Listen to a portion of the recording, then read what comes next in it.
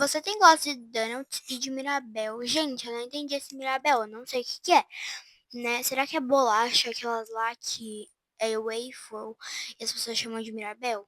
Se for, né? Eu vou falar em outro vídeo. Me responda aí, por causa que imagina não é. Eu vou fazer o vídeo errado.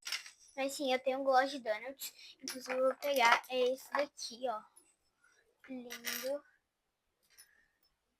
Lip Balm da Brace. E olha que lindo. Ele tem um negocinho assim. Você passa assim, né? E aí fica assim. Mas é isso. Eu não entendi o negócio de Mirabel, né? Porque eu não sei o que é Mirabel. Realmente, só se for. Ou, ó, tem duas opções. Ou é bolacha Mirabel, ou é a Mirabel mesmo, da princesa. Mas eu não sei.